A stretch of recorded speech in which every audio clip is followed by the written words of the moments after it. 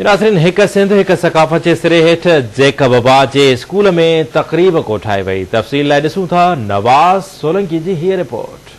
TV पारां 1 डिसंबर ते सकाफ़ती ॾियारो मल्हाइण वारे ऐलान बाद जेकाबाद भी सकाफ़ती रंगनि में रंगजी वियो आहे। इन सिलसिले में जेकाबाद जे रॉयल साइंस स्कूल ऐं कॉलेज पारां तकरीब मुनक़द कई वई, जंहिंमें सकाफ़ती रंग उजागर करण लाइ रिलियूं, अजरक, टोपी जा स्टॉल लॻाया विया। इन खां सवाइ दिला, कुतर मशीन, झंड ऐं ॿियूं सकाफ़ती शयूं रखियूं हुयूं, जॾहिं त तकरीब में सिंधी सकाफ़ती शादी खे उजागर करण लाइ टेबलोस पेश कया विया। इन सिलसिले में स्कूल ॿारनि आवाज़ न्यूज़ सां ॻाल्हाईंदे चयो त सिंध जी सकाफ़त खे ॾिसी तमामु घणी ख़ुशी महसूस कयूं था।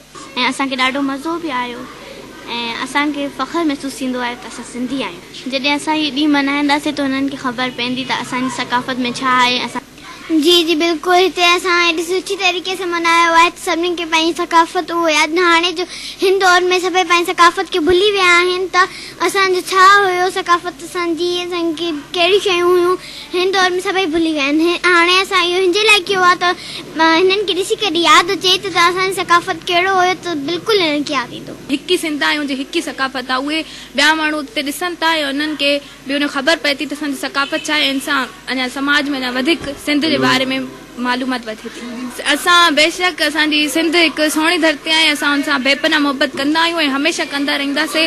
तकरीब में शरीक महिमाननि चयो त सिंधी मीडिया पारां सकाफ़ती ॾियारो मल्हाइण सारा जोॻो अमल आहे ऐं इहा हिकिड़ी सुठी ॻाल्हि आहे सिंधी मीडिया तरफ़ों जो उन्हनि उनखे उजागर करण लाइ, उनखे बोज़ करण जे लाइ हिकिड़ा ॾींहं मख़सूस कया आहिनि, हिकिड़े उहो कयूं आहिनि।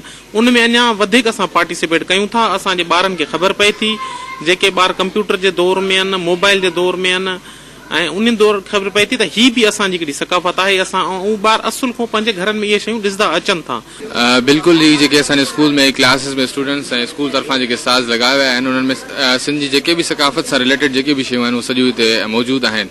ऐं इन्हनि ॿारनि खे इहो ॿुधायो बि वियो त हीअ असांजी सिंधी सकाफ़त आहे। ही ॿार पाण ई इहे शयूं खणी आया आहिनि त जेके जंहिंजे घर में जेका शइ मौजूदु हुई ऐं स्कूल जी तरफ़ां जेको असां हिते सिंधी सकाफ़त खे जीअं ज़ाहिर कयो आहे। 1 डिसंबर ते जेकाबाद में सकाफ़ती ईद जो ॾियारो मल्हाइण लाइ शहरनि पारां तयारियूं ज़ोर शोर सां जारी आहिनि। कैमरामैन सिजाद सुमरो सां गॾु नवाज़ सोलंकी।